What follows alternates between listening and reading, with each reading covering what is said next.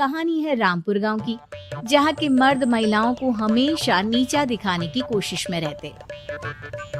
अरे अभी तक खाना नहीं आया, क्या मुझे एक और शादी करने की जरूरत है? नहीं जी नहीं, ऐसा मत करना, वरना मैं कहाँ जाऊंगी। खाना लेकर मैं अभी आई जी। गांव की पंचायत में भी फैसले हमेशा औरतों के खिलाफ ही रहते। मैं जो फैसला सुनाता हूँ वो भगवान की आज्ञा होती है। इस लड़के ने अपने मन से शादी करके अच्छा नहीं किया। लड़के को घर भेज दो और इसकी शादी इसकी जाति की किसी लड़के से करवा दो, लेकिन ये लड़के, इसे तो गांव के बाहर निकाल दो। नहीं नहीं जमींदार साहब, ये क्या बोल रहे हैं? ऐसा नहीं हो सकता। मेरी बेटी मासूम है, इसे अच्छे बुरे की समझ नहीं है। अरे कहाँ जाएगी ये बेचारी? कहाँ जाएगी? इतनी चिंता है तो पूरे परिवार का गांव निकाला कर देते हैं। बेचारे पूरे बसे बसाए परिवार को गांव छोड़ना पड़ता है। चाहे जो हो, अगर बेटियों को कंट्रोल नहीं कर सकते तो गांव में रहने का कोई मतलब नहीं है। यहाँ औरतों को दब कर रहना होगा। कोई भी अपने हिसाब से कुछ नहीं कर सकता, सब ईश्वर की मर्जी से ही होगा। तभी गांव का एक आदमी दौड़ा दौड़ा आता है। सरपंच साहब, जमींदार साहब, वो कालिया है ना, उसकी बेटी पढ़ने के लिए शहर जा रही है। अच्छा, ये कब हो गया? और कालिया की हिम्मत कैसे हो गई ऐसा करने की? लेकर आओ उसे और उसकी बेटी को। बस फिर क्या था, हाजिर हो जाते हैं कालिया और उसकी बेटी सरपंच के सामने। अरे कालिया, ये क्या सुनने में आ रहा है? बेटी को इंजीनियर बना रहा है तू? और ये बता, गांव में तो स्कूल नहीं है, फिर कहां से इतनी क्लास पास कर गई तेरी बेटी? राधा, जो कि कालिया की बेटी है, उसे लगता है कि सरपंच उसकी तारीफ कर रहे हैं। सरपंच जी, मैंने ऑनलाइन पढ़ाई की है, डिस्टेंस लर्निंग से। सभी में मैंने अच्छे नंबर पाए हैं, जिसे देखते हुए शहर की इंजीनियरिंग कॉलेज में मुझे स्कॉलरशिप मिली है।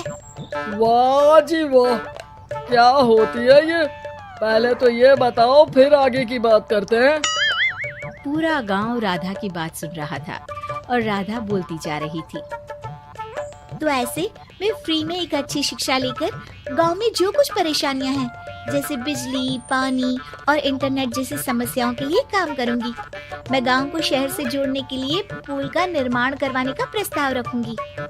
मुझे पूरी उम्मीद है कि जल्द ही हमारा गांव भी तरक्की की राह पर चल पड़ेगा। राधा की बात सुनकर सारे गांव वाले ताली बजाने लगते हैं। सरपंच को समझ नहीं आता कि वो क्या करे। चुप रह नादान लड़की, गांव के खिलाफ जाने के लिए तुझे गांव से बेदखल कर दिया जाएगा, वो भी पूरे परिवार के साथ। और हाँ, अगर ठीक से गांव में रहना चाहती है तो ये पढ़ाई लिखाई छोड़ दे। हम तेरे लिए गांव का कोई होनहार लड़का देखेंगे। तभी गांव का एक आदमी बोल पड़ता है। अरे नहीं नहीं सरपंच जी, राधा बिटिया जो बता रही है, अगर वैसा हो जाए तो हम लोगों को पैसा कमाने के लिए बाहर नहीं जाना पड़ेगा।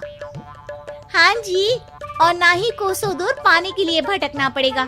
हमारे बच्चे भी अच्छी पढ़ाई कर सकेंगे और आगे बढ़ेंगे, ना कि हमारी तरह खेती करते बैठेंगे। क्यों गांव वालों, राधा बिटिया का साथ देना चाहिए ना। सरपंच देखता है कि गांव राधा के साथ है तो वो चुप हो जाता है। वो घर आकर अपने सलाहकार से बात करता है, जो बहुत ही चालाक किस्म का इंसान होता है। अरे सरपंच साहब, आपको बहुत ही होशियारी से काम लेना पड़ेगा। एक बार गांव तरक्की कर गया, यहाँ के बालक पढ़ लिए तो कोई ना पूछेगा आपको। और फिर ये जो बेटा और बेटी है ना आपके, इनको भी आम लोगों की तरह ही जीवन जीना होगा। हाँ, लेकिन करे तो क्या करे? वो ना आप मुझ पर छोड़ दीजिए, बस मैं जैसा बोलूं करते जाइए। अगले रोज सुबह जब गांव वाले सोकर उठते हैं तो राधा के घर के बाहर और साथ ही वो लोग जिन्होंने राधा का सपोर्ट किया था, उनके घर के आगे लाल रंग से कल आऊंगी लिखा होता है। कल आऊंगी, ये क्या होता है? अरे यह तो खून से लिखा है, लगता है कोई भूत प्रेत या चुड़ैल का साया है। चलो सरपंच जी के पास चलते हैं। सभी सरपंच के पास जाकर उसे सारी बात बताते हैं। अरे ये तो बड़ी मुश्किल की बात है। चलो मैं एक बाबा को जानता हूँ, उन्हें बुला लेता हूँ। सरपंच बाबा को लेकर गांव के घर के बाहर जाता है।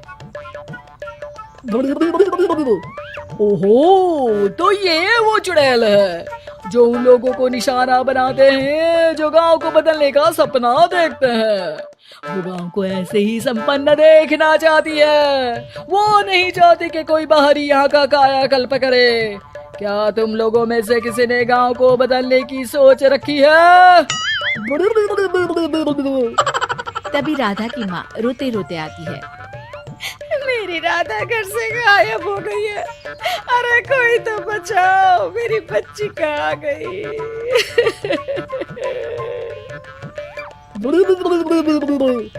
ले गई वो चुड़ैल, तेरी बच्ची को ले गई। अब वो उसे श्रापित करके छोड़ेगी, उस पर चुड़ैल का साया हो जाएगा।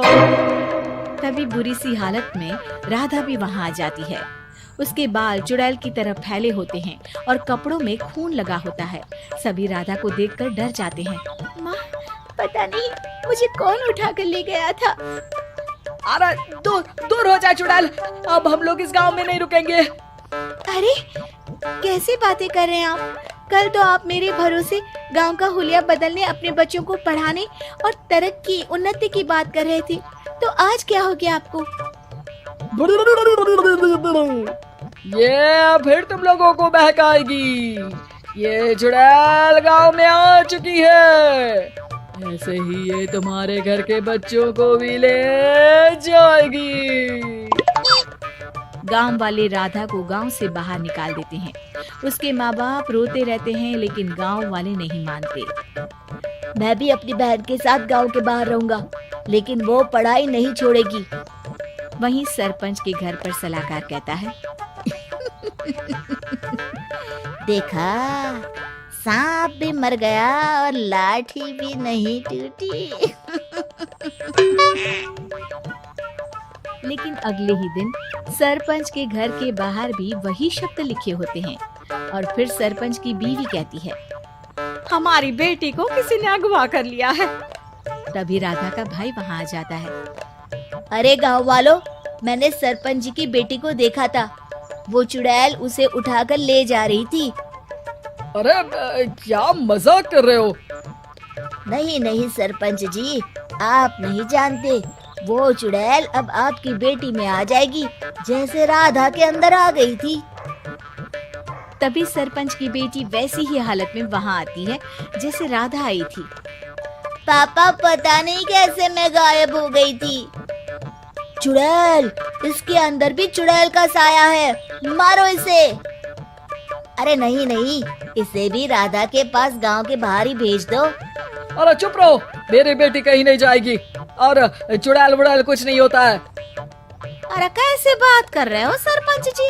आप तो बोल रहे थे कि आपका फैसला भगवान का ज्ञान होता है, तो अपने पर बात आई तो अब आप ऐसे बोल रहे हैं। अरे ना ना ना, आपको अपनी बेटी को त्यागना ही होगा। अरे बुलाओ बाबा को।